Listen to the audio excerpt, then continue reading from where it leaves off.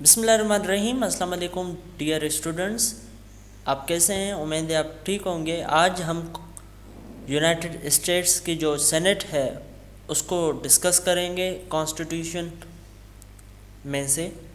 और इसका जो पिछला लेक्चर था इस सीरीज़ का, उसमें हमने हाउस ऑफ रिप्रेजेंटेटिव्स को डिस्कस किया था। अगर आपने वो वीडियो नहीं देखी तो आई बटन पे क्लिक करके आप देख सकते हैं। तो चलिए स्टार्ट करते हैं।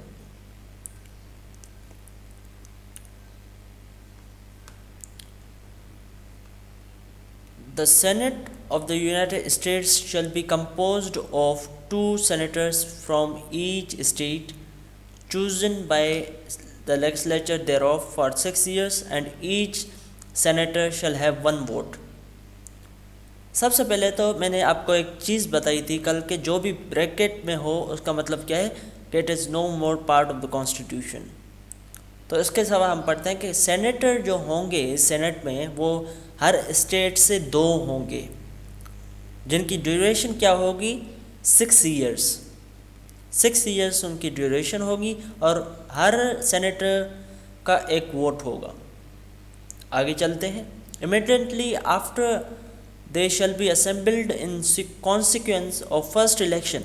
They shall be divided as equally as may be into 3 classes. The seats of senators of the first class shall be vacant at the expiration of second year, of the second class at the expiration of 4th year, and of the third class at the expiration of the 6th year, so that 1/3 may be chosen every second year. इसका मतलब है कि जो भी first election होगा उसमें जो भी इलेक्शन सेनेटर्स इलेक्ट होंगे वो सारे के सारे सेनेटर्स 3 ग्रुप्स में डिवाइड होंगे, और हर जो पहला ग्रुप है वो पहले 2 साल में एक्सपायर हो जाएंगे, मतलब कि वो रिटायर हो जाएंगे, वो ख़त्म हो जाएंगे उनकी ड्यूरेशन। बाकी जो सेकंड ग्रुप है वो 4th ईयर में, और जो थर्ड ग्रुप होगी वो 6th ईयर में। ठीक है, मतलब कि 1/3 हर सेकंड साल के बाद इलेक्ट होंगे। ये भी क्योंकि ब्रैकेट में है तो इसका मतलब क्या है कि it is no more the part of constitution. आगे चलते हैं कि no person shall be the senator who shall not have attend to the age of 30 years and been 9 years as citizen of United States, and who shall not when elected be an inhabitant of that state for which he shall be chosen. Qualification दी हुई है कि qualification ये है कि वो 30 साल का हो, सेनेटर 30 साल का हो, और 9 साल से वो अमेरिका में रहता हो, और जिस भी स्टेट से वो इलेक्शन लड़ रहा है उसी स्टेट का इनहेबिटेंट हो, उसी स्टेट का वो रहायशी हो। The vice president of the United states shell be the president of senate, but shall have no vote unless they be equally divided. जो वाइस प्रेसिडेंट है यूनाइटेड स्टेट्स का वो प्रेसिडेंट होगा सेनेट का। यहाँ पे एक एमसीक्यूज भी आ सकता है कि प्रेसिडेंट ऑफ सेनेट कौन होता है। आप कहेंगे कि प्रेसिडेंट ऑफ सेनेट जो है वो vice president of United states होता है। ठीक है, और इसकी जो वोटिंग में ये हिस्सा नहीं लेंगे जब तक के वोट जो है वो इक्वली डिवाइड ना हो जाए, तो फिर ये वोट कास्ट करेंगे अपना। ठीक है। The Senate shall choose their office other officers and also a president pro tempore in the absence of vice president, और when he shall exercise the office of the president of United States. मतलब कि जो senate है वो अपने दूसरे officers भी choose करेगी, मतलब कि इलेक्ट करेगी, और प्रेसिडेंट प्रो टेम्पोर को भी, जो कि जब भी वाइस प्रेसिडेंट एब्सेंट हो कि वो प्रेसिडेंट बन जाएंगे सेनेट के।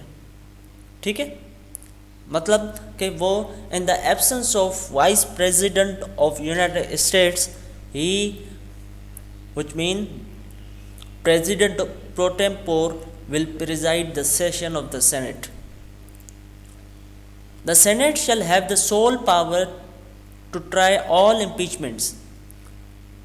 When sitting for that purpose, they shall be on oath or affirmation. When the president of United States is tried, the chief justice shall preside, and no person shall be convicted without the concurrence of 2/3 of the members present. Senate सारे के सारे impeachment try करेगा। ठीक है, according to section 3 of the article 1 of the constitution of United States, the senate shall have the sole power to try all impeachments. और जब भी president को इम्पीच किया जाएगा, उसका ट्रायल होगा, तो चीफ जस्टिस जो हैं यूनाइटेड स्टेट्स के, वो उस सेशन को प्रिजाइड करेंगे। और किसी भी पर्सन को कन्विक्ट नहीं किया जा सकता सवाए के मतलब कि कंडीशन है कि 2/3 मेंबर्स प्रेजेंट हों वहाँ पे। ठीक है, judgement in cases of impeachment shall not extend further than to removal from office and disqualification to hold and enjoy any office of honor, trust or profit under the United States, but the party convicted shall nevertheless be liable and subject to indictment, trial, judgment and punishment according to law.